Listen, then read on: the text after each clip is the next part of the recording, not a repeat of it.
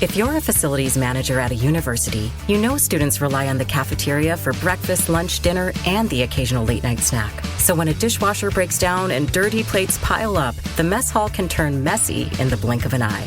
Enter Grainger. With over 1 million industrial-grade products and fast delivery, the product you need now is never far away. So you can turn that dishwasher back into a lean, clean washing machine. Call, click Grainger.com, or just stop by. Grainger, for the ones who get it done. Sounds really good. So we're going to have Mia McDougal is going to be joining us here, and she is with Turning Point USA. And that's an amazing organization with Charlie Kirk. Yeah, it is. It's an amazing organization. It certainly is. So we'll be getting Mia. I think I see you out there. How are you? I've got cut to you right here. How are you tonight? Good to see you. I'm doing good, Joe. How are you? Thank you for having me here tonight. Oh, no, it's our pleasure. We appreciate it. We're always looking for that. So we'll be getting into all of that here in just a second. We will be getting into all that just a second. Hang on a minute. So tonight we have Stephanie Stock with Americans, Ohio Advocates for Medical Freedom, as we want to discuss a little bit about what happened with Matt Huffman. So what we are going to be doing is we are going to be, I don't know, man. Sometimes with these buttons, I don't know what's going on. It's crazy out here. How are you tonight? Let's get right to it. So you are again, thank you for joining us. You're Northern Ohio Director for Turning Point USA. And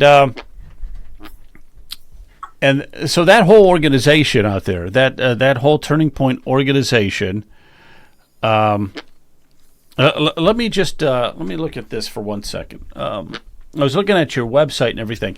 So, hang on 1 second. I'm sorry about this. The problem is sometimes I've got so many buttons, and this is the only excuse I have. I got so many buttons, and I screw up some of the buttons, and I don't know where I'm at. So that's.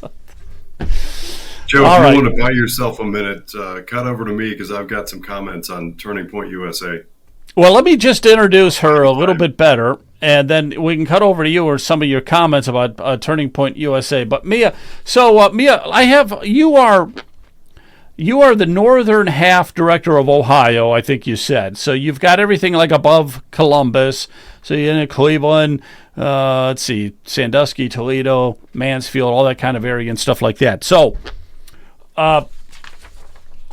what is it?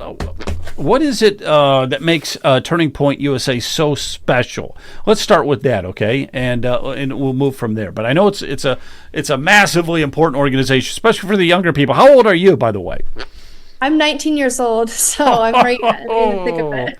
Now, I knew you looked young. But 19, that's amazing. Fantastic. So, okay. So give us a little rundown on this. What makes Turning Point so special, okay? Mm-hmm. So yeah, Turning Point, I mean, definitely the size of the organization and the success of the organization over the course of the past 12 years is what makes it so successful. I mean, I'm not sure, I can give a little rundown kind of the history of Turning Point. It originally started on college campuses in 2012. Charlie Kirk kind of saw the need for the young people to get involved and really to be out in the field actually making a change. So with that, he was able to, make the change in the college department. And then 2 years ago, I think they saw how bad the colleges were, and they said we need to get to these kids in the high school before they're getting to the colleges. So, I mean, obviously people see Charlie, he's a huge name in the conservative movement. So students who are conservative, they want to be associated with that name. We still have our struggles. I mean, these kids are in these public institutions and public schools where it can really be really intimidating to step out. But what makes Turning Point so successful, I guess, back to the main point, is just it has kind of the clout behind, I mean, Charlie Kirk and all of those other big names that he's bringing into the national conferences and whatnot.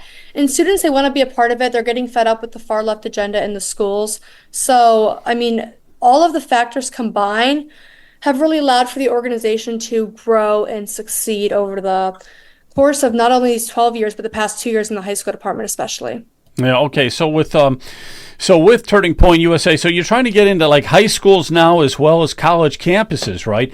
Because it's just a bastion for democratic liberal thought, right? It's just a think tank, especially the colleges, just a think tank for liberalism. And so this is trying to bring a little balance to it, right? Definitely. All right, you have an event coming up. Maybe you could talk about that for a minute. What is the event? So, Turning Point, we host 3 national conferences a year. Our biggest one coming up here in December will be in Phoenix, Arizona. It's called America Fest 2024. That one, I believe, is expected to bring in upwards of maybe 14,000 people. We're hoping to see some really big names. There's already been tons of speakers dropped. I mean, Donald Trump Jr., Charlie Kirk. I mean, for the younger generation, George Janko will be there. And there's so many more to come, but that's going to be, there's a website people can get more information. It's amfest.com. If you just type in America Fest, Turning Point USA, you'll find tons more information. But that, I mean, we look to bring our students to that. We help with different travel assistance and whatnot. Really try to make it as accessible as possible.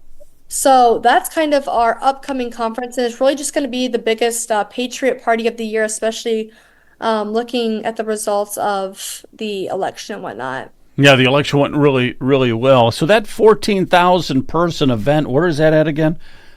It's going to be in Phoenix, Arizona. Okay. December 19th through 22nd. Gotcha. Does Turning Point USA have any kind of an influence and impact on some of the college campuses right here in Ohio? Yeah, most definitely. I mean, I'm not in the college department, but I know earlier this year there was a tour stop. So Turning Point USA hosts tour stops. The one this year was called the You're Being Brainwashed tour. So typically Charlie went around, but since Vivek Ramaswamy is native to Ohio, he actually spoke at the Ohio State University back in October. It was in the ballroom in the student union. I'm not sure what exactly that's called, but they maxed capacity. Like that was hit max capacity very quickly.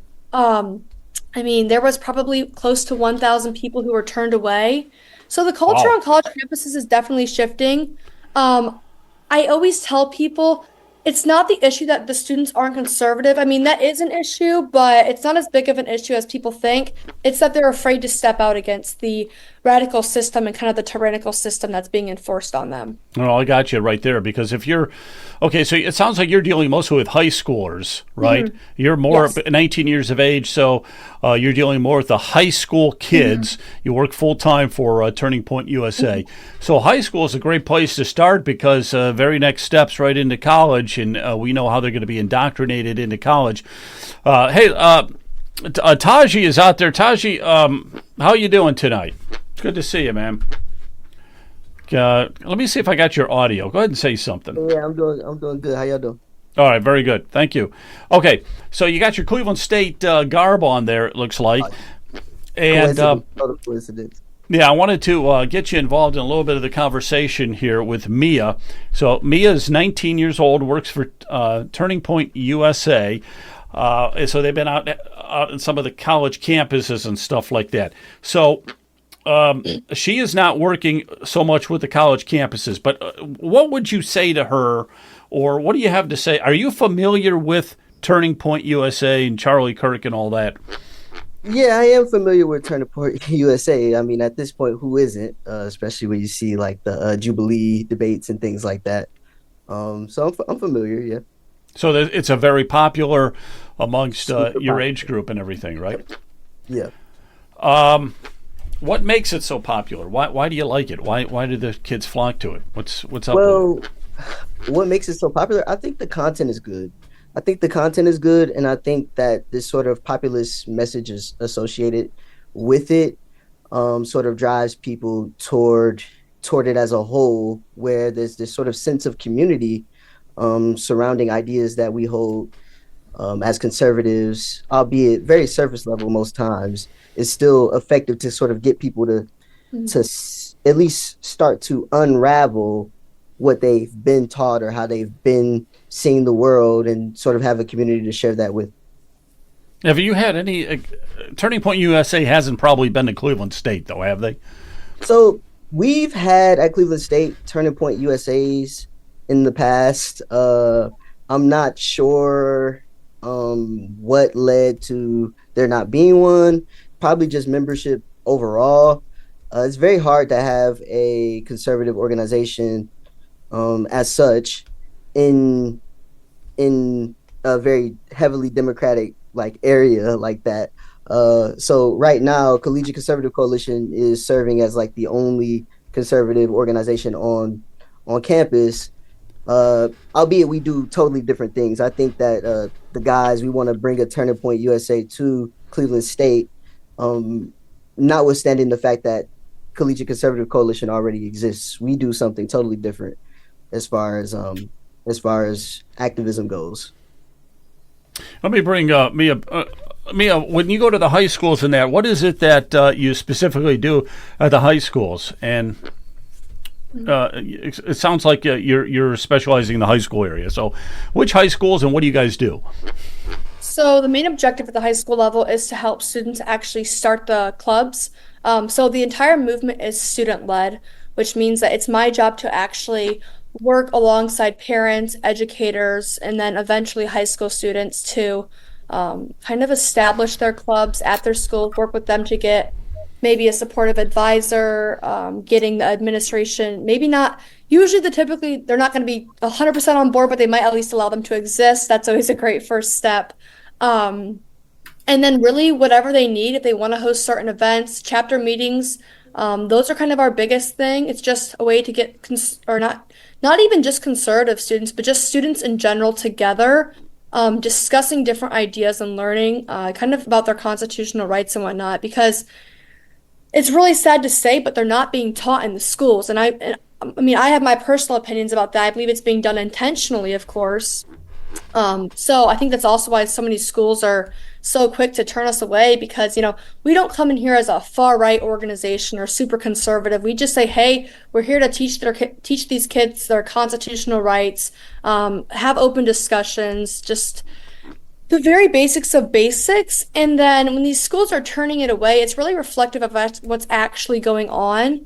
And again, this is typically more of an issue in the public school system.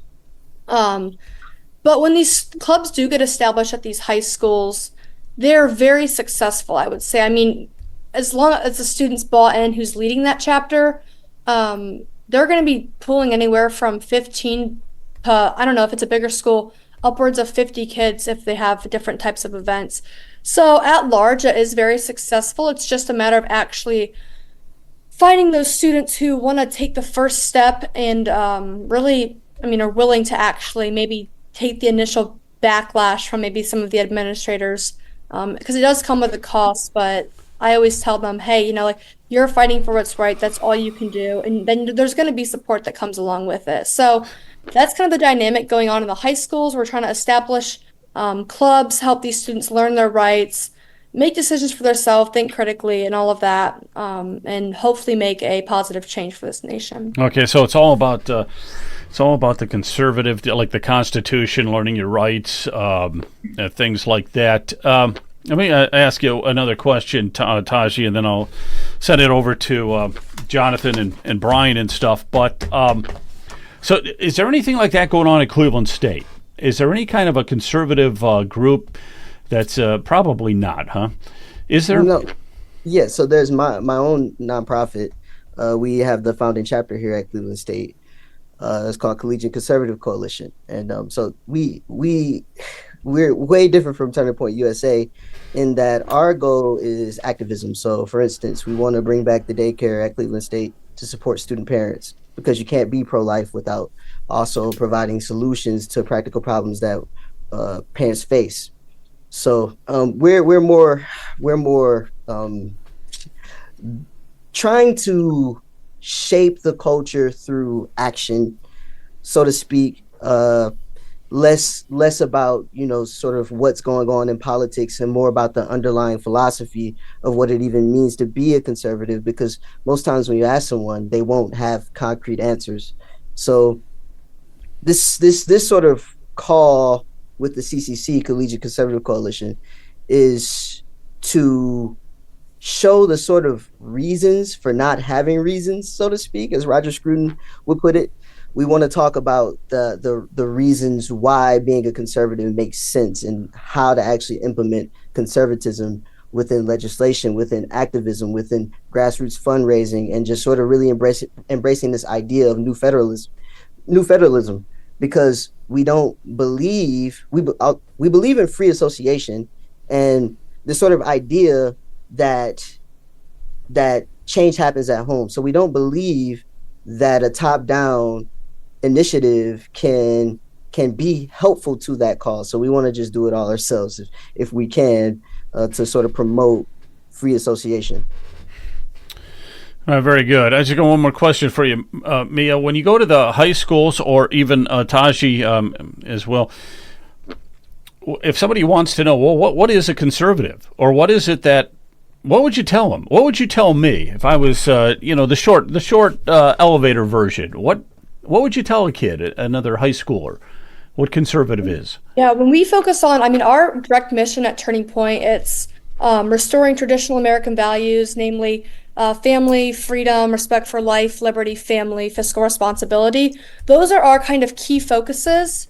Because we do work with high school students, we have to keep it relatively vague. I don't even go as far to walk into high schools and say, hello, like I'm with the conservative organization Turning Point.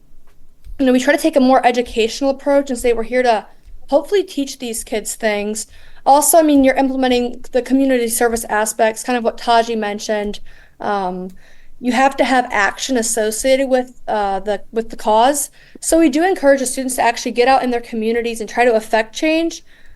And there's different means by which that can happen. But we have students doing diaper drives at the schools. With the holiday season coming up, some are doing like blanket ties or donating those to local veterans homes or pregnancy centers and whatnot. So that's just a couple that's happening here locally in Northern Ohio, but this is a nationwide movement. Last year, there were over 1,000 high school chapters established, and they were all doing things of this sort. And they're making a difference in the field, within their high school, among their peers. That's all we can really ask for. Movements like Taji's, those are so necessary. And we always encourage our students, try to partner with these people, work alongside other groups. It's not just, you can't just have one movement doing all of the work. It has to be a combined effort, most certainly. So I guess those are my closing remarks. And then also, I don't know if you wanted me to do this right now, but kind of the event about America Fest upcoming tonight, I can also make mention of that at some point. Okay, yeah, we'll get to that in just a couple minutes here. Real quick, Taji, if somebody were to ask you what's a conservative, if I was to ask you, tell me, what is a conservative? But you got to do it fast because I ain't going to stick around very long. What would you say? What would be a quick response? So one thing that sort of popularized my movement is this "Ask Me Why I'm a Conservative" table, which is exactly this. And so I want to preserve the best of all institutions. That's why I want to preserve the best of institutions and sort of reform what is not good within the institutions that have withstood the test of time, because institutions are answers to pertinent questions. All right, let's get some of these guys going. Jonathan, let me throw it into your corner here for a minute. Go ahead. Hey guys, thank you, Mia and Taji, for joining us. This is a spectacular conversation.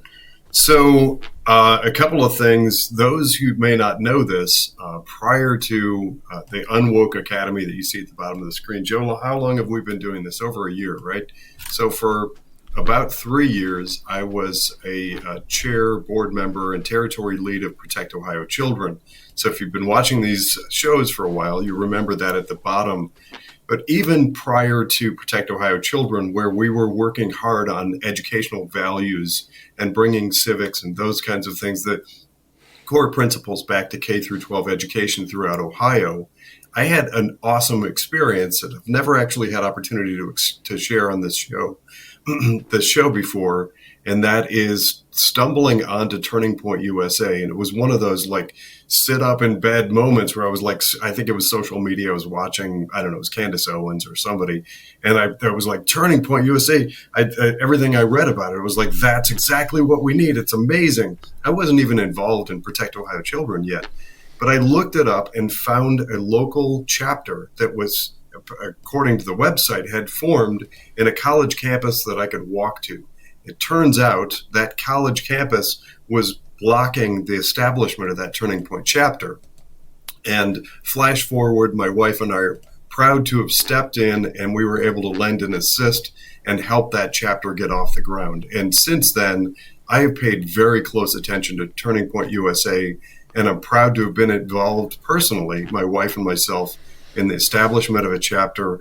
And kind of in my book, related, as I watch these, I'm old enough now that I can consider somebody 19-ish to be young. Taji is doing amazing things on Cleveland State University campus. I'm an alum myself, so I'm paying close attention, not just to Taji, but to Turning Point and to Taji's. But before you sign off, Taji, I want to ask you more about your nonprofit. How do people learn more about CCC, get involved, help endorse, encourage, and sponsor you, etc.? And one other thing to throw out there for perspective, again, if you've been watching the show for a while, you've seen GOP Josh on here, and that's another 19-year-old. He was when he was on, maybe he's had a birthday since, but when we talk about how to kind of reclaim America, those of us who are of a certain age, we're not doing it right. If we are talking amongst ourselves, we need people who are in K through 12 and coming up and in college. So kudos to you guys. I am starting, the more I learn about Taji and Mia, I just want to put one perspective on this. We tend to complain about sort of the lack of compunction and drive and inspiration from the younger crowd. I'll tell you, Mia is all over social media. She's already contacted me. I forget how she found me, but she contacted me. She's all over social media like, we're doing this thing. And I love it. She's out there announcing herself on Facebook and in groups and saying, this is important, and we're doing this in K through 12 all over Ohio. So kudos to you guys. And I guess I want to leave my comments with one specific question. In addition to informing young kids, K through 12 and college, on our rights and liberties, the freedoms that are inherent in our founding documents in the U.S., tell us a little bit more about what you're doing to engage people in civics and encourage people to take an actual active role in self-governance. Who wants to handle that one? Do you want to do that? I know you're dealing with the younger kids there. High school kids are pretty young, but how would you engage them? How would you actively engage them? Yeah, definitely. That's a great question. We actually do have by-semester breakdowns of week-by-week topics that students can follow, and they're action-focused.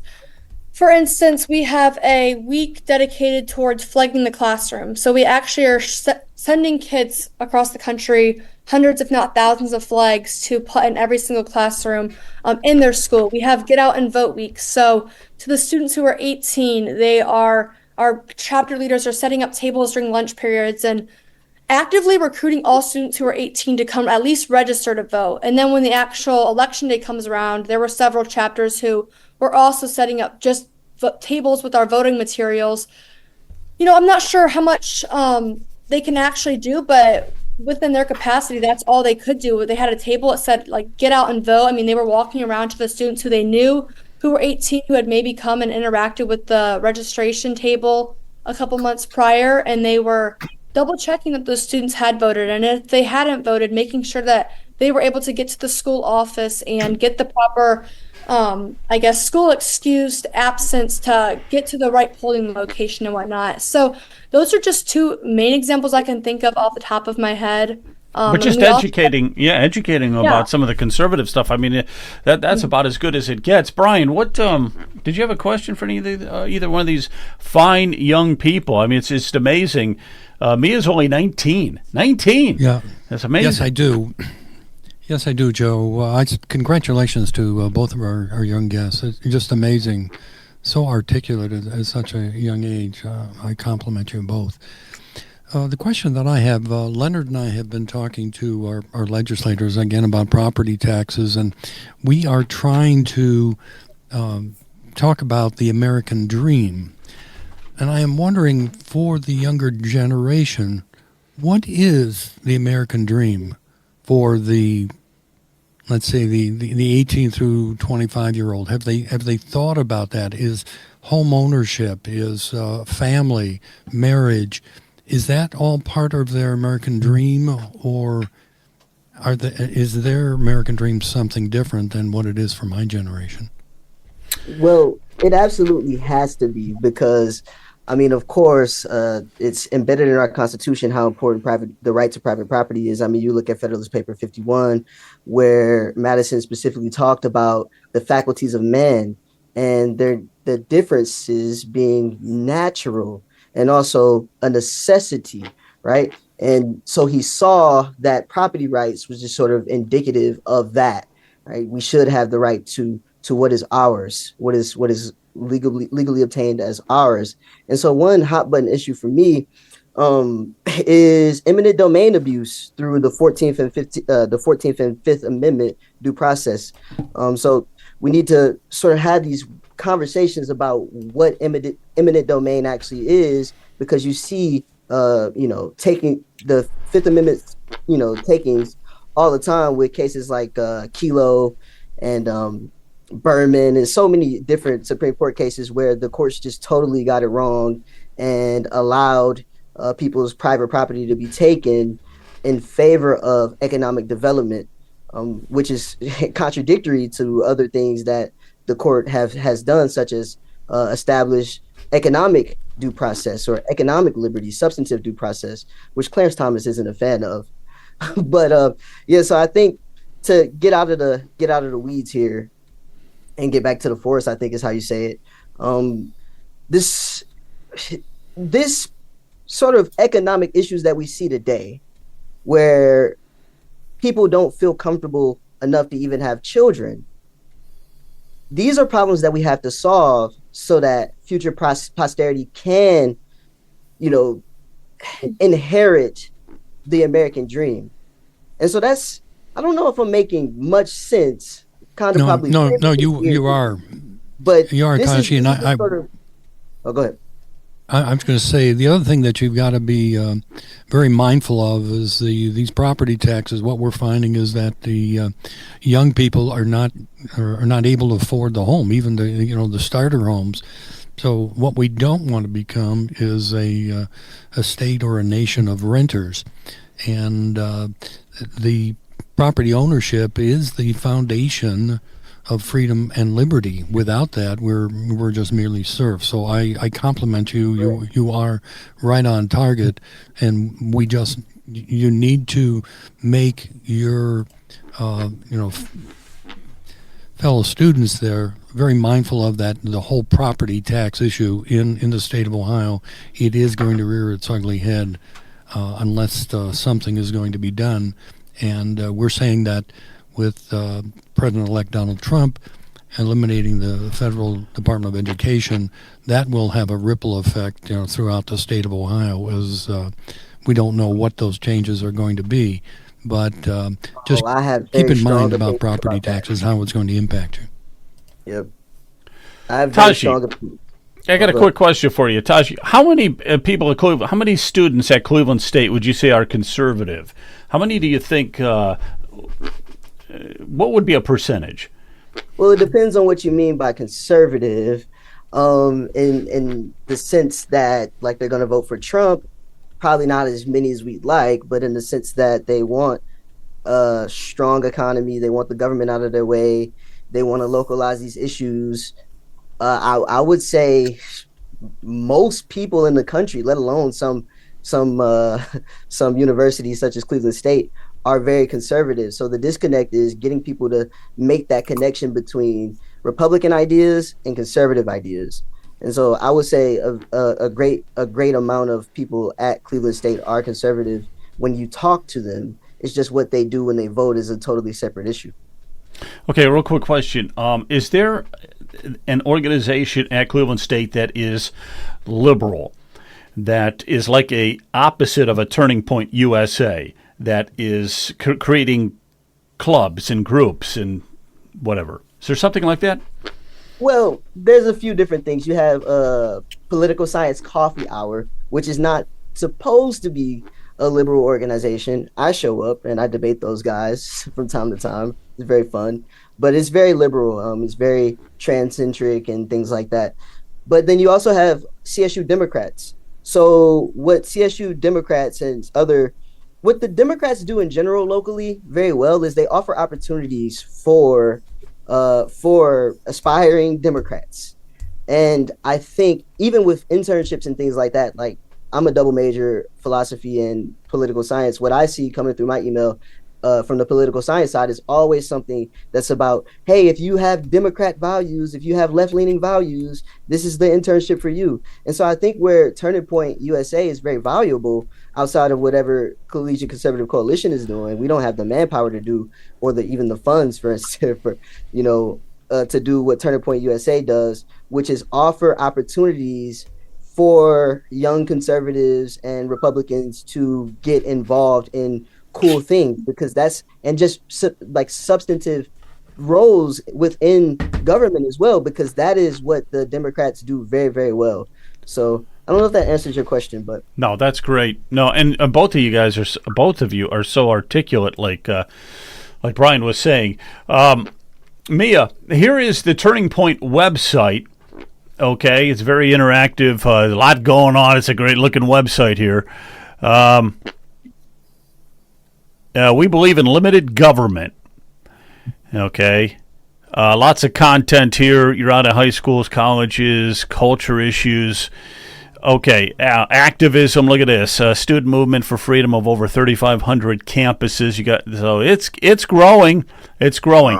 So, yeah, yeah, that's amazing. That is absolutely amazing. So, you have an event coming up. Is this it right here? If I click on that, will we see it? Yes, that should be correct. There we go. So you want to explain this then before you go? What is America Fest? Sell it to us, okay? Yeah, no, that's the event that I kind of briefly mentioned earlier. It's the largest conservative event in the country. I had mentioned previously, you're looking at upwards of 14,000 people. Huge name speakers. I don't know, if you scroll a little more down, it might have some of those speakers actually listed. Let's see here. Here we go. I think it's right below this part. Yep. Speakers. Yep. Your Charlie Kirk, Carlson. Wow. This goes on. And I mean, that's just the beginning. There's and that list will probably double. So that's kind of what we're looking at as far as America Fest goes. For Northern Ohio parents and students, I work with high school students more specifically, but it's open to anyone. Even if you aren't in Southern Ohio or in Northern Ohio, I'm sorry. I'll be doing a Zoom call tomorrow night at 6 p.m. That can be found on my personal social media and also within several different conservative groups, Facebook groups throughout the state, with the details, the meeting ID, and the meeting password. So that's going to be more comprehensive as far as talking about kind of what is America Fest to those who have never heard of it, and then also talking about how we can get students there for lower costs and also just general student safety. Parents, obviously they're going to have their concerns if maybe they're sending students across the country. But as a student, when I was a chapter leader myself, I attended 4 different Turning Point conferences. I was fortunate enough to go to Phoenix, Texas, Florida, and Detroit. I brought friends with me every time, but my parents felt very secure sending me there. I had a great experience every time, learned a lot, and so I just want to be able to kind of enlighten parents to the opportunity that's here and really make them feel that this is a truly safe opportunity and that their kids are going to be benefiting in this in so many different ways. Yeah, look at that speaker lineup there. So you got Charlie Kirk, and then Tucker Carlson, Donald Trump Jr., Ben Carson, and Matt Gaetz is even going to make it. Yeah, that's quite a lineup. So this surprised they don't have any young speakers out there, though. Somebody your age. Oh yeah, none my age usually. I'm not gonna lie. We usually don't have too young of people. They should have a few younger ones. There are some younger ones though. I mean, Riley Gaines, she's just out of college, I believe, so she's probably mid-20s. Gotcha. George Janko, I mean, he might not be super young, but he's probably in his 30s at this point. But he's an old man. If he's in his 30s, he's an old man. Gee whiz. I mean, he does definitely appeal to my generation, though, which is a ton of kids still in high school. He has a really good Christian message. So he's great. And then I think this week there's going to be a lot more speakers dropping. So definitely stay tuned to that website because that's going to be where all of the information is kind of condensed all into one place. And if they want to get a hold of you again, what's the best way? My name's Mia McDougal. My email is mia.mcdougal, then it's just at tpusa.com. Also, I'm Mia McDougal on Facebook, Mia McDougal on Instagram. DM me if you wanna get in contact. I'd be more than happy to talk more about Turning Point, some of the opportunities we have to offer, and just generally working with any organizations that are like-minded. Well, God bless you. Thank you very much. This is wonderful, and you're doing a fantastic job. Yes, sir. Yeah. What do you think of that, Leonard? That's the new generation coming up. That was fantastic. I wish I had some time to ask a couple of questions, but I'll save them for next time. But I just want to say thanks a lot for all that you're doing. Keep up the good work, because I could tell you education is going to be critical to shaping the minds of our society, because we are in very horrible shape and we have a lot of work to do. It's not just on the younger generation, it's on the older, because we came through the same system. So just keep fighting and just recognize you can make a difference. May not be as quick as you would like, but you can influence your environment. So keep up the good work. Yeah. Well, Mia, thank you again. God bless you. And also, Taji, thanks a lot, Taji, for joining us. We'll have you on again. You're local, and you've always got great things to say, so I appreciate it, Appreciate you taking the time tonight. Yeah, thanks. Thank you very much. God bless you guys. All right. Thank you both. That is good. We have hope. There is hope for us. Okay, this upcoming I feel better generation. after talking to those two young individuals. So that's great. And very articulate too. Very, very good. They put me to shame so fast. I can't believe it. Stephanie, how are you tonight? Good to see you. I'm feeling good after you guys just said 30-somethings were too old for that event. No, you're not. The 30s aren't something. But she's saying that, she's making a reference to 30-year-olds as being old, okay? And that's like, yeah. But she's only 19. Wonderful. Wow. I mean, that's great. We need young people in the Liberty movement for sure. Yeah, absolutely. I couldn't articulate anything when I was 19 about the conservative movement. Are you kidding me? I had no clue. Wow, that's fantastic.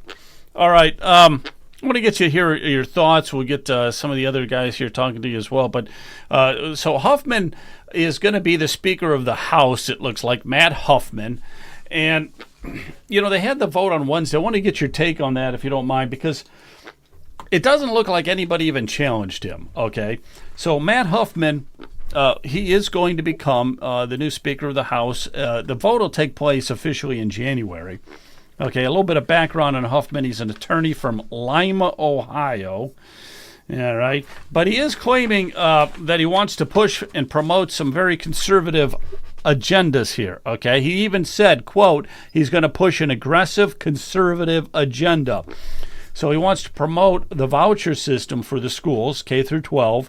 He wants to pass reform in colleges and universities aimed at curbing liberal influence on campus. And he wants to eliminate or streamline the state income tax. Those are some of the things he was saying. And so let me throw it back in your corner. You are with Ohio Advocates for Medical Freedom.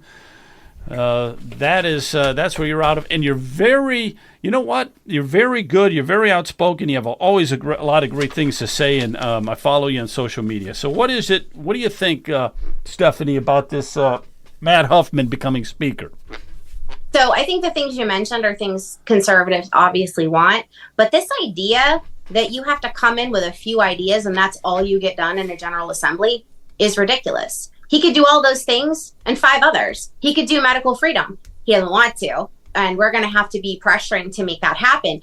But now that Kennedy has joined the team, and now that virtually the medical freedom community made the election too big to rig, these Republicans, like Matt Huffman, are going to have to respect the wishes of the incoming president of the United States and our vice president, who, by the way, is A+ rated with OAMF. He took our survey in 2022. So we have a pro-medical freedom vice president, and we have a president that wants a MAHA agenda. So clearly, the Huffmans, he and his cousin, are going to need to start listening to not just the people and OAMF, but the president and vice president of the United States. Yeah. So yeah, they're going to have a lot of clout. That's just a reality he's going to have to accept here.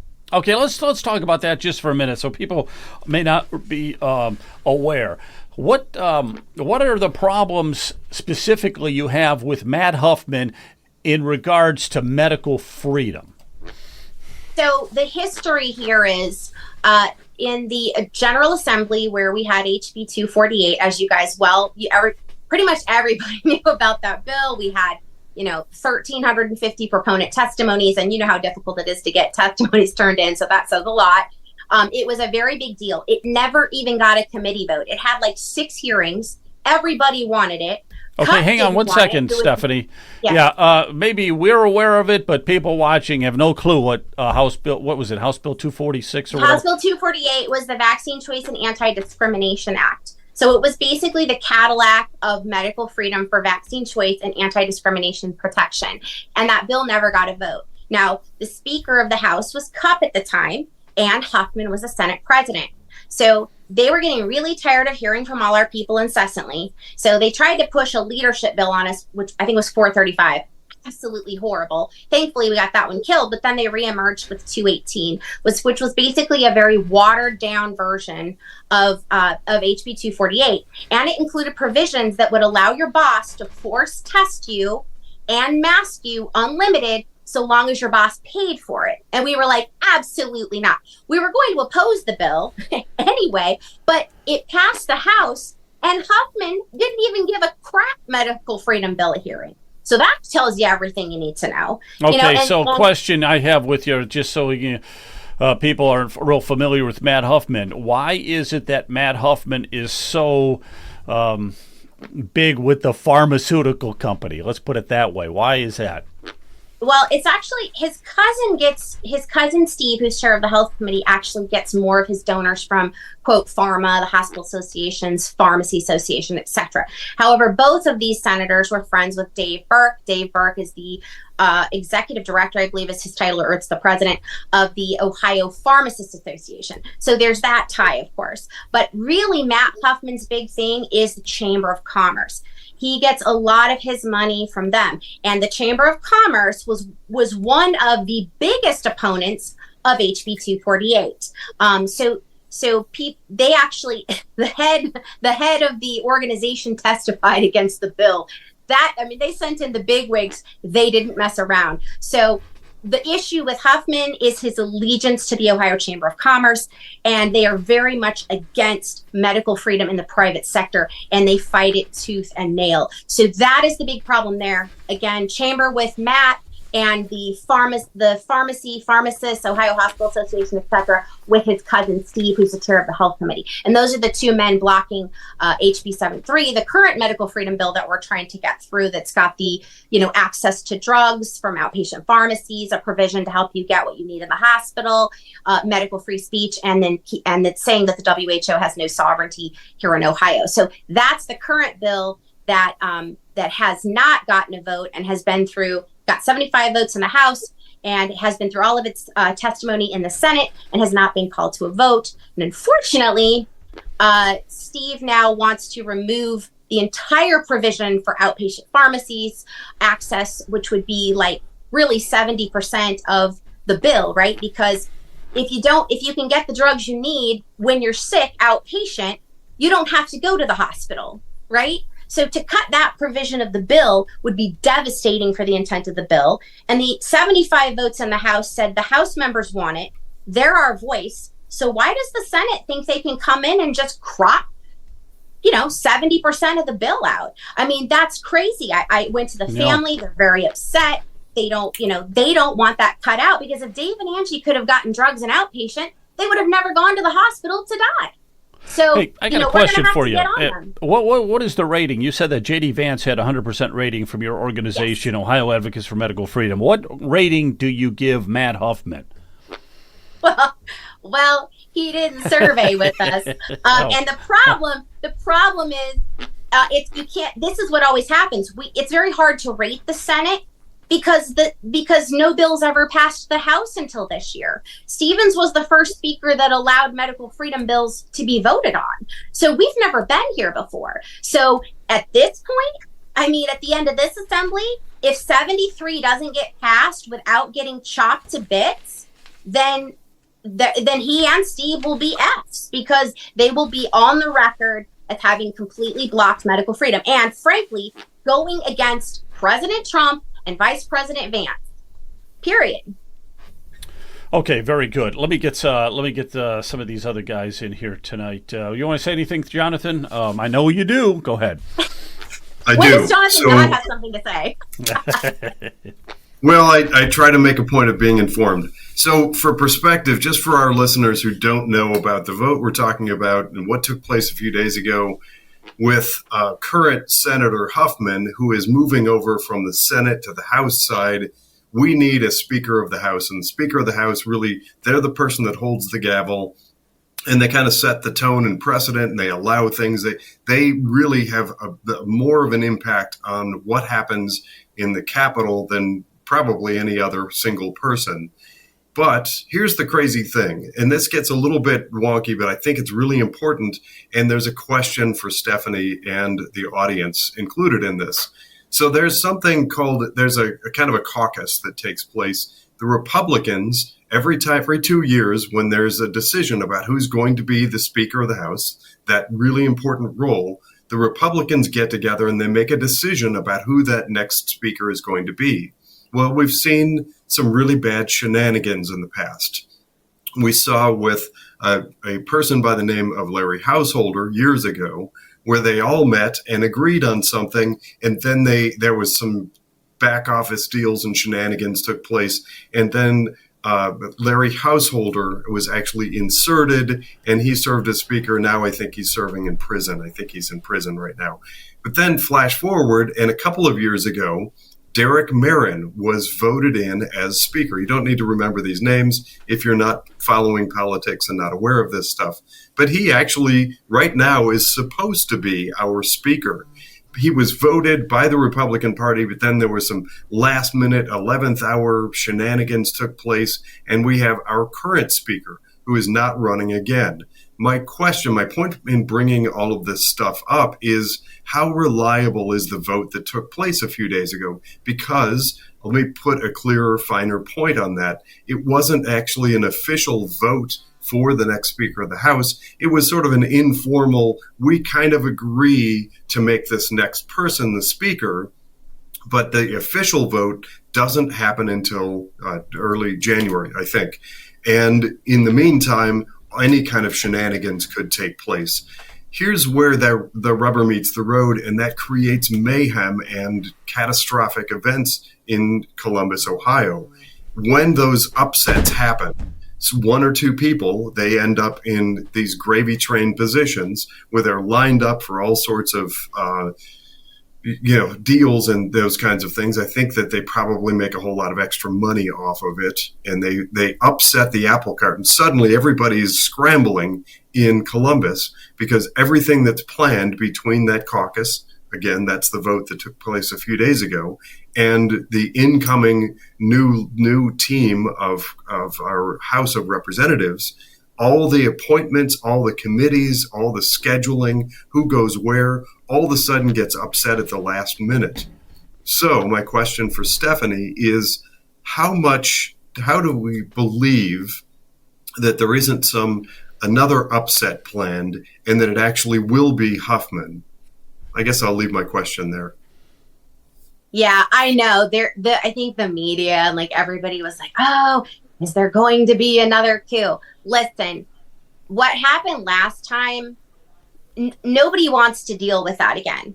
A lot of conservatives didn't want Huffman, and clearly, I mean, votes were whipped when Tim walked in, when Representative Barhorst walked in there with the rest of the members for that caucus meeting. He fully intended to come out of there winning. However, as you guys know, and maybe you don't know, but there was some heat turned up right before they went in the room. There was confusion with who was going to handle the nominations. That's still a little bit sketchy as to whether that wasn't determined or if the person chickened out and they're trying to cover for him. I don't know, whichever the case may be. But when they got in there, it was very quickly. There was like a 6-second time frame where the dean of the caucus said, "Hey, are there any other nominations?" And the people that were supposed to nominate him so he could give his amazing speech that he had spent, I think, 2 hours writing, they froze. They absolutely froze. Now, this is how scary of a leader Matt Huffman is, that conservatives, 4 days before they're going to vote for this, right? They couldn't do anything with Stevens still in the race because that's a split vote. And we all know how split votes go, right? That's how we got DeWine. So the only way for Tim to be able to run was if Jason dropped out, which he did. So then Huffman was scrambling a bit because there's a lot of conservatives not happy with the Senate gutting their bills or killing their bills, like, our bill for 173, Parents' Bill of Rights, E-Verify, which was Wiggum's bill. He didn't get a vote, of course, because he's not going to be there next assembly because he's termed out. But everybody's still really mad because all these and Ron Ferguson's healthcare transparency bill. So these bills had anywhere from 68 to 93 votes in the House. And then they go to the Senate and Matt just kills them or guts them. I mean, the House is frankly tired of not being heard. And when they aren't heard, guess what? We're not heard. So the fact that they clammed up in that room on Wednesday tells you what the fear factor is, what kind of a dictator Matt is. So that was rough.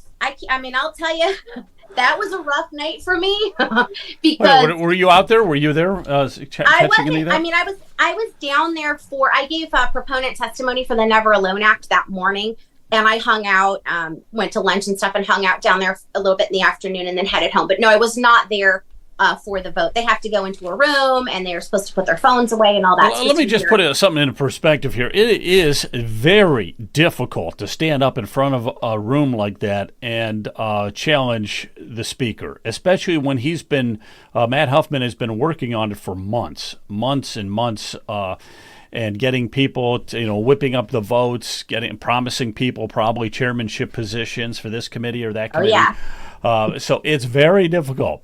Now, Tim Barhorst, I think that's his name. Tim Barhorst. Barhorst. Yes, Barhorst. Barhorst. Yeah. So he was supposed to run against Stevens, but maybe he got cold feet. He didn't get cold feet. You're supposed to call a nomination. So one person nominates, and then you have somebody that seconds the nomination. And then both of the candidates are supposed to stand up and give their speech, which is their pitch. Hey, vote for me, right? So because the two people that were supposed to say, hey, we nominate Tim Barhorst, froze up, boom, he closed voting, and all the Republicans that were going to vote for Tim are looking around going, what the heck just happened? Right? Right. I got you. That happens. That happens all the time. It's so much easier, as I've told people all the time, it's so much easier to say what you're going to do than actually get there in front of everybody and take that stand. Because the other thing is there's going to be repercussions. Anybody who votes against Huffman, they're not going to get any chairmanship committee positions, high up. And they could be blackballed by him. That's just the name of the game when it comes to politics. So I can understand that. Okay. But so basically, Huffman put this wrap this whole thing up so we understand it. Huffman was unopposed. He's probably going to be the speaker. 99.99% chance he's the Speaker of the House come January when everybody votes, unless Stevens were to pull or someone were to pull what Stevens did. Now, what Stevens did, just to remind everybody, he didn't have enough Republicans. He got all the Democrats. He grabbed all the Democrats and he got 21 Republicans so that he would get the gavel and become Speaker of the House, because that's where the power is, when you are Speaker of the House. And what Stevens did, he got blackballed by the Republican Party. He is going to be blackballed. You want to hear something? You talk about being blackballed. He is not going to have any say for the next 2 years, all right? He may as well just pack a lunch, go sit in the back of that room, because I doubt if Huffman will even call on him, will even recognize him probably for the next 2 years. I feel that is not, Stevens is done, all right? Stevens, his political career is over, unless he wants to become a Democrat. That's the way I would look at it. But one other thing with Huffman, he's been in since 2007. All right, so this guy's been around the block a lot, and he just hops back from the Senate over to the state rep side, back to the Senate, boom, boom, like a ping pong ball. All right, so now we got him back. Yeah, now we got him back in. We got him back into the House, and he could be there for another 8 years. And Brian, you know what? They got term limits. Did you know that they have term limits? Yeah.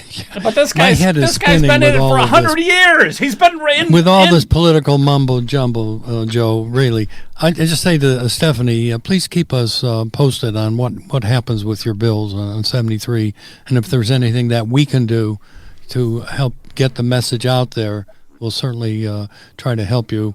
But I'm sure Leonard is thinking the same thing that I'm thinking when we're talking about property taxes and the idea of trying to get any changes on property taxes when they can't even decide that, can we get ivermectin or hydrochloroquine or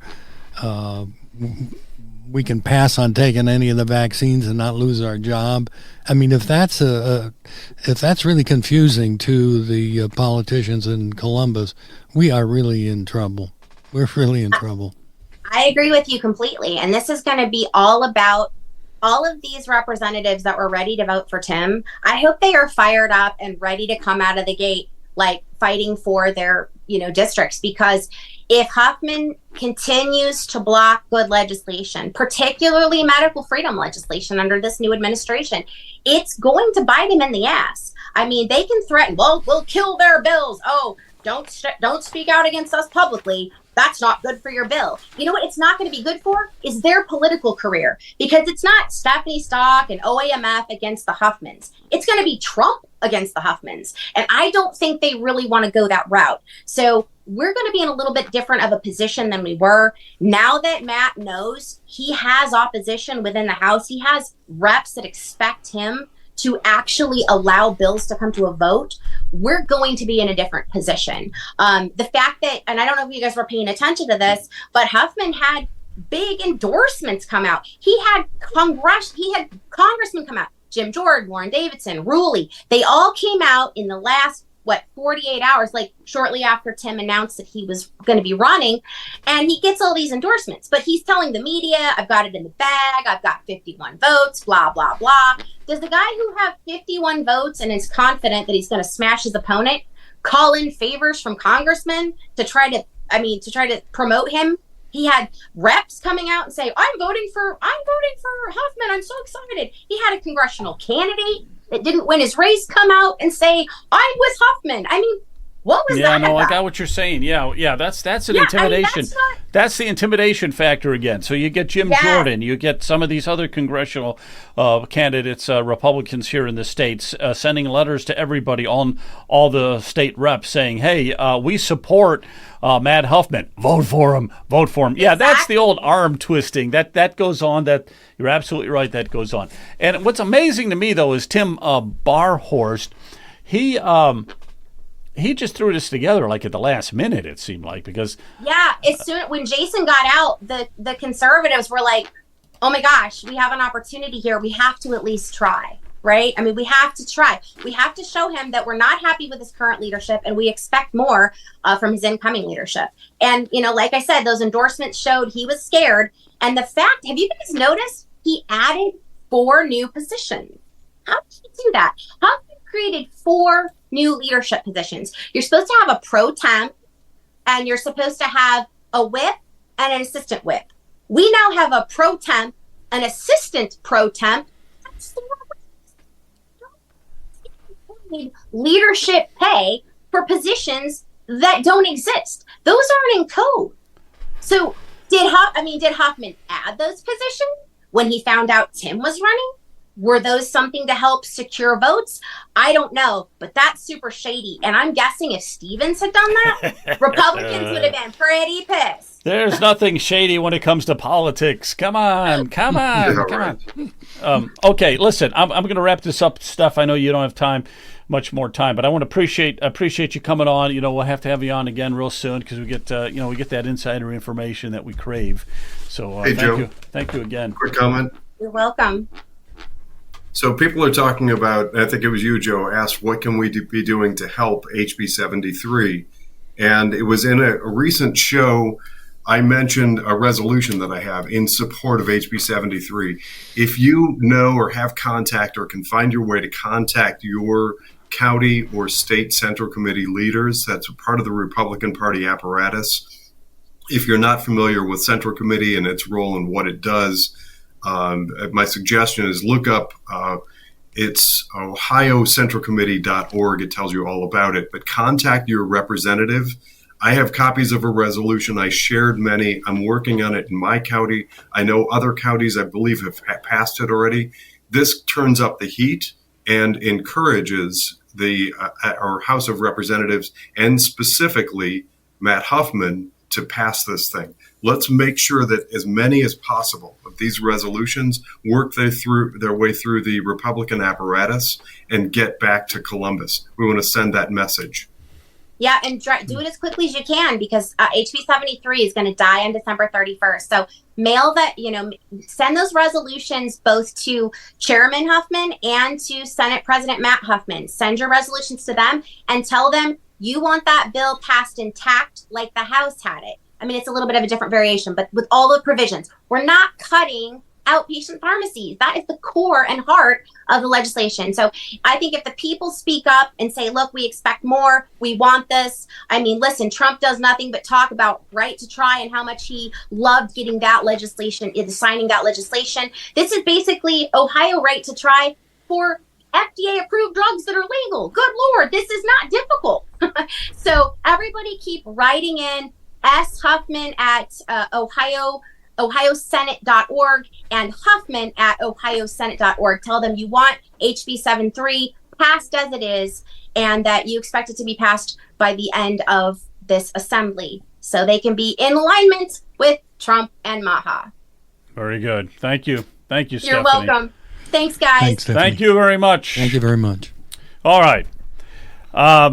Joe, hold on for a second. I'm going to promote. I'm going to promote. Yeah, we're on X. We got about 7 or 81 people on X. Let me promote. Okay, first of all, look at that mug. Look at that mug shot there. That is. Hold it up there. Hold it up. Okay, that is a mug shot. That's you. Got me on my mug shot. And then the other side is us. Okay, Ohio Political News. A catalyst for conservative change, it says. All right. We need people to start following us on Rumble. And if you're out there right now, please chat, okay? Throw something in the chat if you have a question about one of the guests or a question to us or anything. We'd like to get you involved in this as well, okay? We have another discussion coming up on voting integrity here in just a second. So please contribute to that. Now, we want you to follow us on Rumble and X, okay, and YouTube whenever we get restored to it. They keep kicking us off YouTube for some reason. But follow us on Rumble. Follow us on X. This is the new media. This is the new platform. This is not MSNBC anymore. MSNBC, by the way. Let me just throw this out, and then I'll let you say anything you need to, Kent. Okay, but do you know in prime time how many viewers MSNBC has just tanked since the election because they have no credibility. They have tanked, and then Mika and Joe Scarborough went to see Trump, and that was like the death kill. That was a death kill shot for them because their audience is like, why the heck are you going to see Trump? Why did you go to Mar-a-Lago? Why did you speak to him? So now their viewership on MSNBC, prime group, ages 25 to 54. This is the prime group category. It was down 41%. They had 53,000 viewers on Thursday on prime time. That's nothing. I mean, you get some of these podcasts, not this one, but there's podcasts out there that get 50,000 views. Amazing. Amazing. All right, Ken, is anything you wanted to add? No, Joe, that's right. I mean, we're right now, they call us the alternative media, but we are becoming the mainstream media on podcast all over the country and the world. That's one thing about us that we can be, but we're, definitely focusing on Ohio, but we can focus on national stuff too. But make sure to go to ohiopoliticalnews.com/shop. That's a great place to go to help us out. Also, if you are in the Rumble chat, and I see about 25 are in the chat, down at the bottom, make sure you make a comment, but then there's a $. You can do a Rumble rant, and also you can subscribe monthly. Also, we are on X, Substack, Truth, even Locals that's affiliated with Rumble. Make sure to check out YouTube. We will be back there, and we'll get Mia's interview up on our Rumble page. Make sure to check out any videos throughout the week on our Rumble. Make sure to like us, and a like actually is more powerful than just a follow. If you like this video, it will spread, and we're trying to spread throughout the whole state of Ohio. We want the whole state of Ohio to know about Ohio political news, and so make sure to do that. We appreciate that. But thanks, Joe, for doing that. But okay. Yeah, make sure to go to ohiopoliticalnews.com. There is a support. Check us out there. You got it. You got it. So we don't do this enough, but we have to keep promoting ourselves. So please, if you're in the chat, send us a chat. Catch us, follow us on Rumble, on X, any of these platforms right here. All right. So we got to. Joe, I was wondering, Joe, if Elon Musk would entertain the thought of buying MSNBC. Yeah, he's talked about it. That was the other thing that was in this article that I wanted to mention. Yeah, he's talking about it, about possibly buying MSNBC. Could you imagine? Someone was saying that he could probably buy it for parts. It's not going to command a big dollar. No. Now, I was just telling you, 53,000, and I'm not lying, 53,000 views, okay, on MSNBC during their prime time showing. Fox News at that same time slot had 3.2 million. Wow. And CNN had 469,000. But MSNBC, everybody's deserting it sounds like. Because they lied like they've been lying so much about everything, and people actually thought that Kamala Harris was going to win because they've been glued to that MSNBC, living in that little bubble world, and they really thought Kamala was going to win. Probably they thought she was going to be a landslide victory for her. Yeah, those 53,000 people thought that. Yeah. Yes, that's right. Nobody else. Nobody else. Okay, yeah. Would Elon Musk buy Ohio political news? Please, Musk, buy us. Buy us. We'll give you a good deal. Yeah. All right. Bring in a cash infusion. Yep. Thanks for keeping me informed. If you have a question, please let us know. We want to interact this. All right, Sarah, are you out there? I am. Okay. Hello. There you are. There you are. How are you? I'm great. How are you? Very good. Sarah Arend, Monroe County resident. But more importantly, you're an activist out there in Monroe County, and this is where those votes have been flipping like pancakes, okay? A little bit. So just to recap, let me just recap this for a second. So in the election in Monroe County,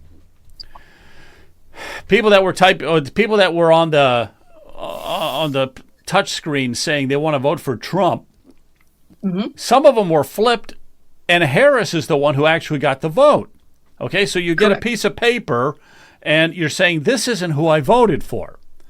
All right, this is a major problem. Let me put up this screen here.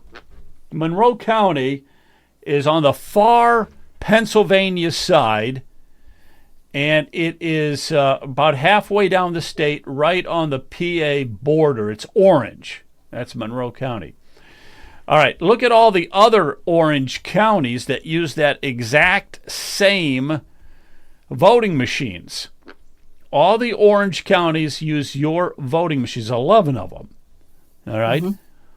And this needs to be investigated, because how can we possibly have people, and there's a lot of people in Monroe County, and I'll let you give us the details on it, but there's a lot of people in Monroe County, including yourself, who said that they've witnessed the votes flipping.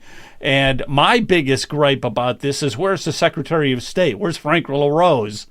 Because he should be investigating this. He should be out there right now in the middle of the night investigating those machines. But it's crickets, right? Nobody wants to do anything, right? Yeah, no, he's we're a little county.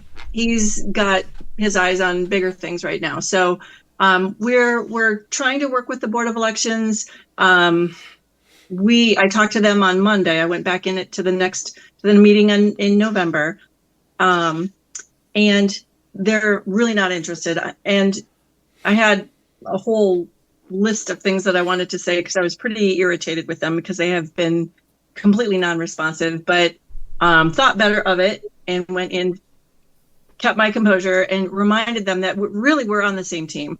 The passion that we have, that the patriots in this county have for voter integrity, is the same that they should have or do have.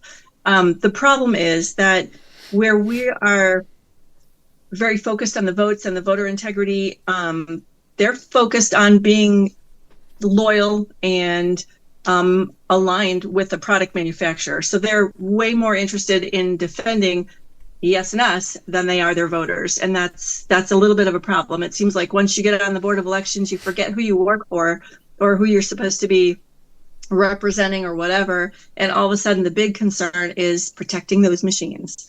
And that's really the biggest thing. Anytime that there's a question or a mention of paper ballots, they just circle the wagons, and it's all about protecting the machines. And that's what we've seen.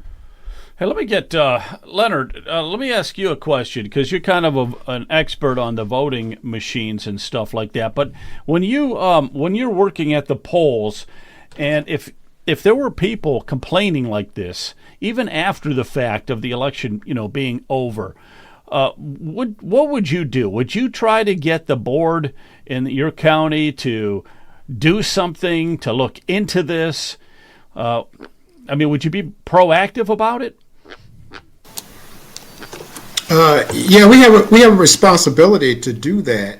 Now, if it arises, during the time they're actually voting, then we have to call someone in from the Board of Elections, and they have to come investigate.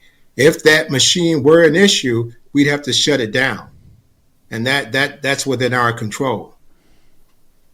Right. So I don't know exactly how the process, as far as how it was identified, when it was identified, after the fact, during the time they were voting or whatever. So that plays into it too. But even if it was after the fact, we would still, if someone made that complaint, we'd have to look into it.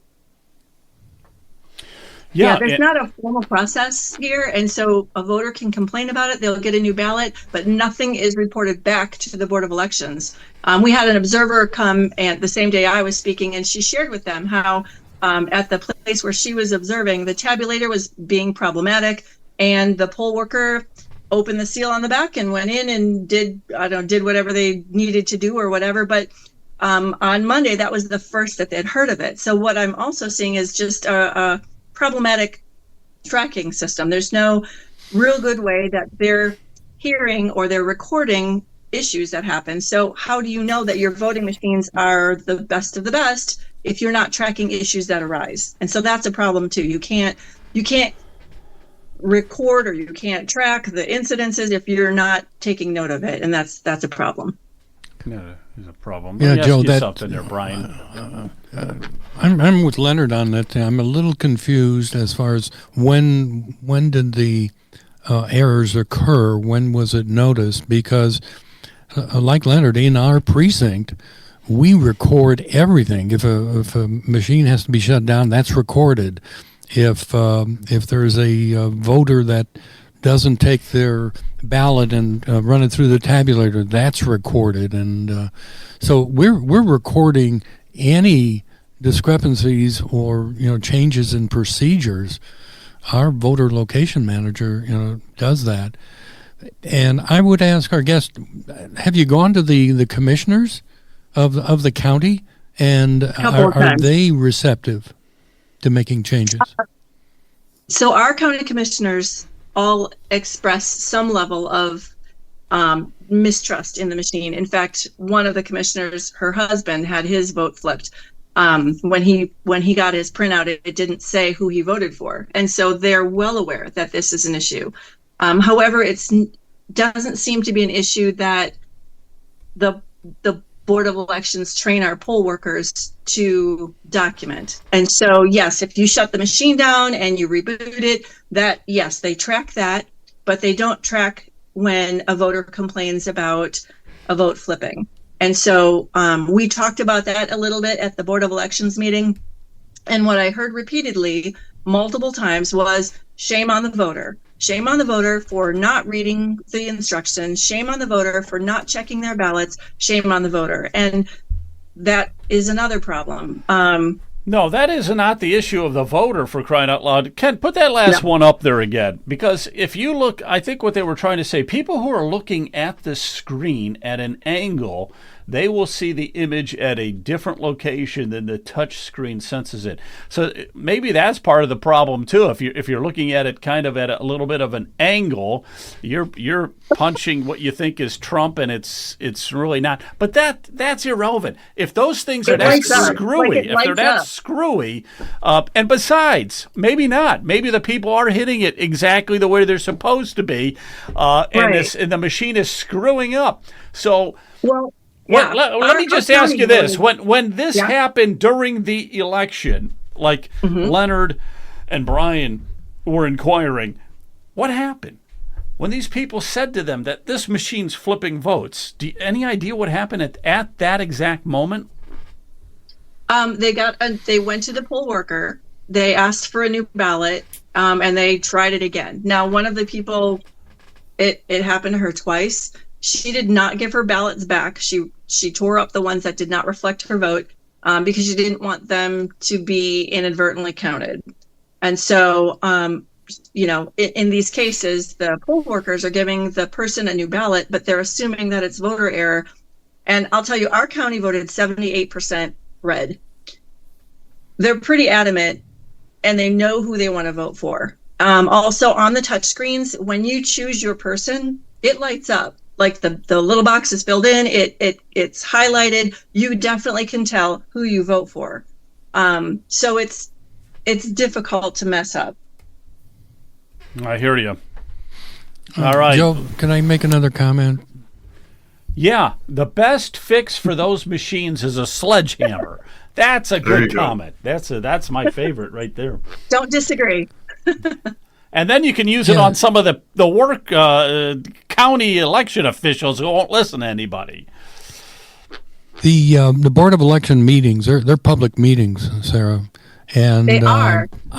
And what I would do, are they recorded at all does anybody record them? No.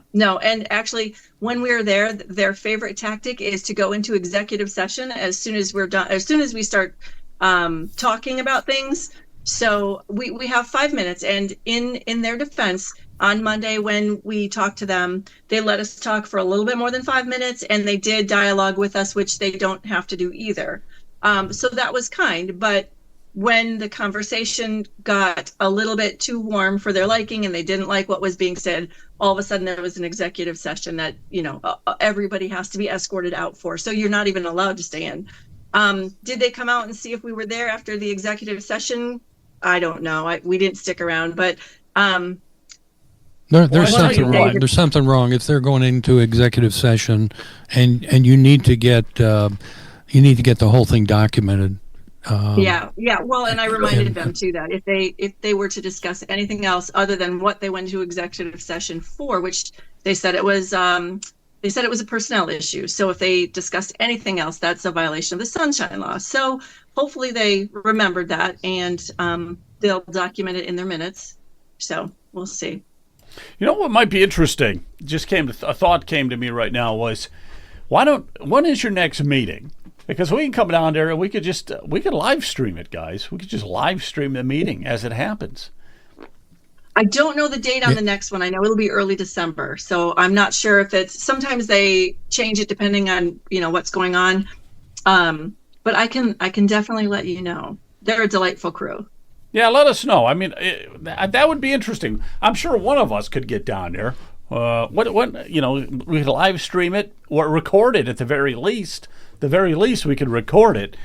We'd love to go down there with our high political news outfit on and both cameras going and live stream and record if we need to. Yeah, that's a good idea. Maybe in addition to our mugs, maybe we'll get some shirts. We'll get official. Drive down there with our Ohio political news shirts on. Yeah. So a couple of things, and you touched on it. I think you've kind of covered it, but I'm still going to throw this out for just general knowledge. Executive session, and it sounds like you're well aware of when it can be used, but just for purposes of our audience, there are very specific rules that apply to any sort of elected body, a group of officials who are filling an elected role.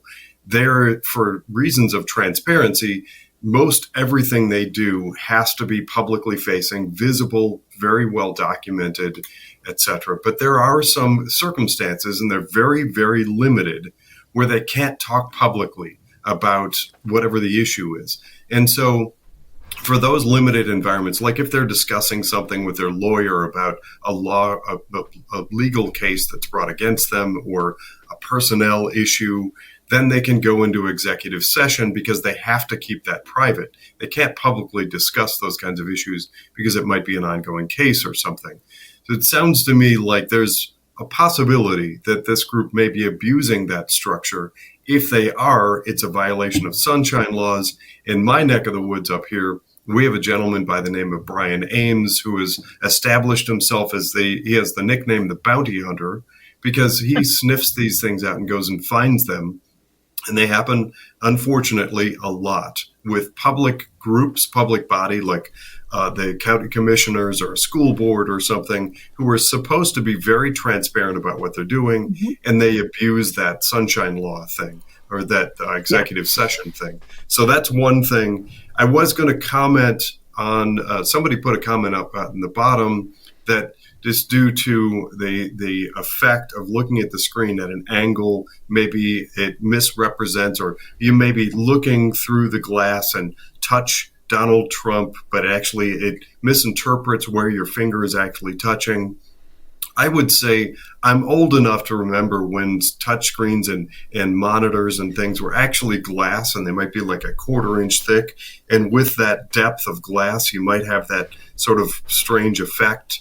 I don't think that's really currently possible. I mean, it's just so minute, the possibility that it's misinterpreting where the finger touch is happening. Because, I mean, think of your smartphone. I mean, you're talking about a tiny fraction of an inch thick with this new Gorilla Glass stuff that they use. I don't really buy that. It sounds to me like the sort of thing the left might throw out to try and confuse people and make them think that it's operator malfunction. But I think that all of that stuff is smoke and mirrors and hogwash.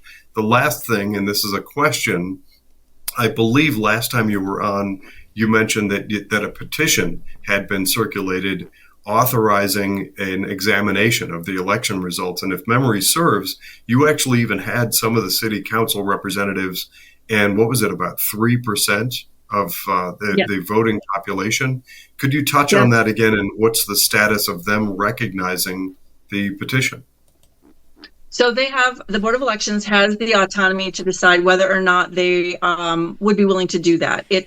Because it's a citizens initiative, it doesn't have teeth to it like like a voting petition or something like that, or a ballot petition. It doesn't have that. It's just an opportunity to let them know that a significant number of the population in this county, our voters, are interested in this, and it's important to us, and we want them to consider it. It is well within the legal criteria. The criteria is that they have to audit at least 5%. 100% meets that. It's again well within that criteria. They have no intention. Like when I was there on Monday again, they still will not give me a formal response. They're just slow walking it until afterwards, so they can say that it's done. I've heard some pushback about how you have to be an employee of the Board of Elections to touch ballots. That makes sense. They employ tons of people every time there's a poll. I've got 80 volunteers who are more than happy to be temporary employees of the Board of Elections so that we can help count ballots. Not a problem. Pretty much anything that they suggest, I bet you we can counter it. It'd be nice to get those 80 people to your next meeting, and then we'll get out the cameras. That would make for good viewership. Gosh. We'd get the ratings. We would get some ratings. Yeah, that would be good, Sarah. That's fine. I'll be terrified. Yeah, I have a connected question to that, and that is, have you given any consideration? I don't know if you've worked with legal counsel on preparing that petition, but I'm wondering about any ways to maybe give that petition some teeth. I know it means you'd have to go back out and recollect new signatures, but it's possible, for instance, and I'm just spitballing ideas that pop into my head, but you might be able to say that based on a review of their hiring practices, that you can seek their immediate removal or replacement if they don't adhere or comply with this petition, or something along that line that actually gives some teeth to it and lets them know you're serious. Because right now it's just sort of a polite request, would you please? And I'm wondering if there's a way to change the tone of that petition now that they're actively ignoring it, it sounds like, into one that just simply says, we demand this, or else there are going to be these repercussions. So I've looked a little bit at Board of Elections. There's in ORC, there's several sections that talk about how they're appointed, what the process is. There's not a lot. There's only one that addresses if there's a vacancy, and that's if basically it's misfeasance, malfeasance, and maybe disfeasance, another feasance. Anyway, so there's three issues that are listed for Board of Elections removal. Other than that, they're pretty protected. The parties give, the Democratic and the Republican Party give the Secretary of State the names of who they nominate, and they're appointed by the Secretary of State. So once that happens, there's not a good path to unappoint somebody. We've talked about a vote of no confidence. But none of that also, there's no teeth to that. So we vote no confidence for this guy. What does Frank LaRose do? Probably nothing. Well, I think that's the problem. That is the issue right there. We got to get. What's that? There is a path. I believe that I see a path, and the path is anybody who was on the ballot in your county, if you have somebody who was on the ballot who believes that they may have been subjected to maladministration, then what I would suggest is that person actually has standing. And that person, I'm not speaking as a lawyer, just somebody who's studying up on this stuff, but that person has standing. That person could demand it, or if that person is willing to work in league with the petition, you could say that we, the people, demand it in cooperation with this person who was on the ballot for such and such a role. It could be school board, it could be anything. And we want this. We are willing to work with the Board of Elections. And furthermore, if our request is denied, and we, under any circumstances, find that there was maladministration, then pursuant to Ohio Revised Code such and such, we will seek the immediate removal and replacement of all current staff and board members, or something along that line that lets them know that you're very, very serious about this thing. So those are the kind of the steps I think that might lead to being able to get some traction with that petition. Yeah, that's good, because I think that, you throw a little bit of a scare tactic at them. You give them a lot of bad publicity, and even if it doesn't go anywhere in court or anything, the public opinion, the view of public opinion is against them. It's very powerful. Social media and everything is very powerful. There are ways to fight without having to use the courts that'll get you the results, and social media is one of them. Brian, you got anything, final thoughts or anything? Yeah, I think we were talking about nonfeasance, misfeasance, or malfeasance. It's all, through omission, and then the misfeasance being that, did they do it willfully or, with intent to harm the other party. But I agree with you, Joe.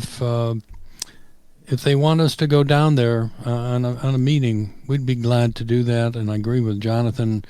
We've got Mr. Brian Ames out there that he is the person that can do the job, filing against the Board of Elections for not following the Open Meetings Act laws. Excellent. Yeah, I think we got to. I think it's not really going to go anywhere unless we do something like that. And then just present it over to Frank LaRose in his office and see what they'll do. He'd get a lot of bad publicity if he didn't do anything. He could say his hands are tied, but that ain't going to cut it when it gets out on social media or gets out on some radio stations and things like that. I mean, some powerful I definitely radio would stations. I'd like Frank LaRose to know about Ohio political news, so that when he sees that name, he knows that we're very serious and we're acting on the best interest of the people of the state of Ohio. We did a records request. Actually, the team of gentlemen from the Coalition of Concerned Voters of Ohio, CCVO, they put in a records request on Friday for Monroe County Board of Elections, and they are requesting the digital images of all the ballots, the cast vote records, and the election events log.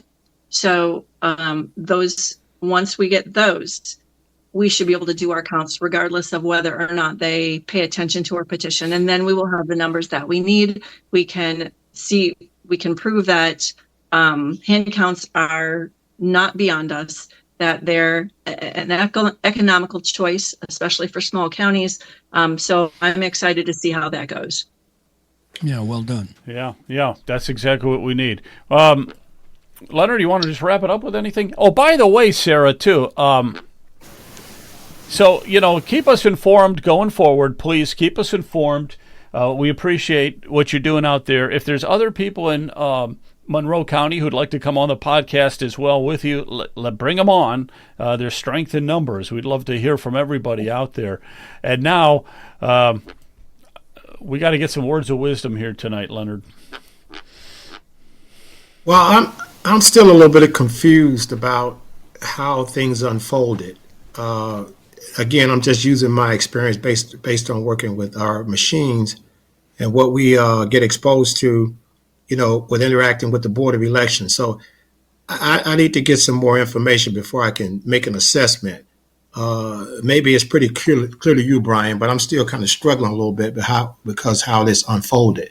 But anyway, as far as election integrity, I do know now, Joe, when you start talking about checking the machines, now when you do now as an engineer, if I buy some equipment, right we test the equipment, and then they provide me with a certificate and say that the accuracy is like 99 point something percent or whatever. Now, if that wasn't done, then that goes again back to the Board of Elections, because they're supposed to have some degree of certification with this equipment before they sign off on it. So I'd like to know if that was done. And then secondly, as far as the path forward, I would continue with the investigation, only because if there is something that needs to be uncovered, they'll know how to deal with it, as they go forward, if they continue to use these machines. So that's my input. Okay, very good. Very good. Well, keep us in the loop, Sarah, and we'll keep following it, and we'll get you on again real soon. So keep us updated, because I think this is important stuff. We definitely have to follow through on it. There's 11 other counties that are using the same machine. They should all be checked, double-checked, run through testing and everything, because this is crazy. Well, but have a good night. Thank you again, all right? Thank you. All right, guys. Everybody have a good night. We will Hold on. Oh, go ahead, Ken. Go ahead. We got 86 people on X. We got a nice 25 on Rumble. We do understand. I do get mention of Rumble. If you, especially supporting Rumble, for $10 a month, you don't get the ads, but it does help us. We appreciate. I know, hearing throughout the, we don't have any control over the ads of when Rumble does that. But if you go and support Rumble too, you don't get those, and then you can watch us without any problems. But also make sure to go to our website, ohiopoliticalnews.com, and there is a support button. But for 86 people on X, thanks for coming on. I think we had another guy, a follower, just pop on to Rumble tonight. Thanks. I think he was in the chat room today. Thanks for chatting tonight. But make sure to support us. Make sure to like the show. Make sure to share this. Make sure sharing is caring. And other than that, thanks, guys, for tonight, and we'll see you next week. And happy Thanksgiving. Yeah, happy Thanksgiving, everyone. Yeah. Thank you. God bless. See you.